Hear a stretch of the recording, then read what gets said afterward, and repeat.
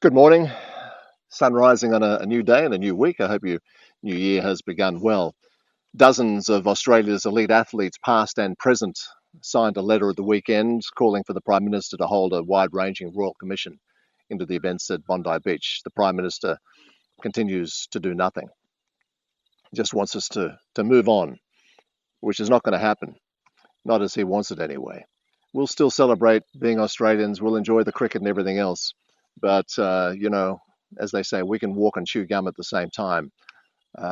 We need to address those things that threaten the greatness of our country. To that end, Mick Keelty, former head of the AFP, wrote a very powerful piece in the Weekend Australian. I spoke in praise of Mick last week, and he wrote a very good piece in the Australian newspaper, which brought him great credit, I think, but also raised troubling questions. Mick said, I recently participated in a media interview with Sheena Gutnick, the daughter of Reuven Morrison of blessed memory. Morrison was the man seen throwing a brick in footage that has circulated widely. He was later killed.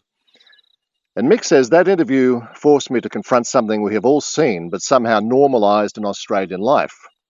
I include myself amongst the worst offenders.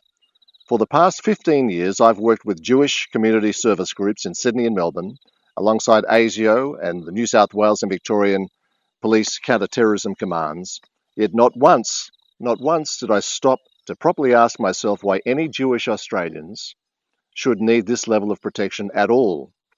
During the interview, Gutnick asked a question that should trouble every Australian.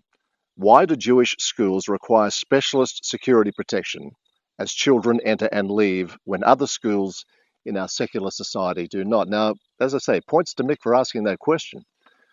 But I'm baffled as to why a man who holds so many important roles in Australia and overseas, and for 8 years was the head of the Australian Federal Police, in a position to do something about it, didn't even ask that question.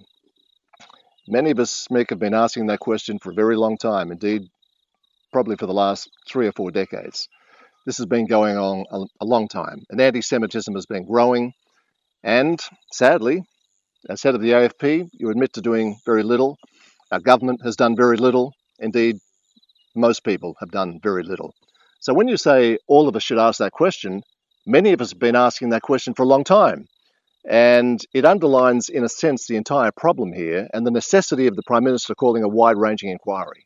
Why haven't those in a position to do something about it, those we elect, those we pay a lot of money to do something about it, why have they done nothing?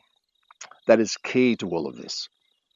It was Edmund Burke a long time ago who said, all that is required for evil to triumph is for good men to do nothing. The time for doing nothing is over, Prime Minister. Have a good day.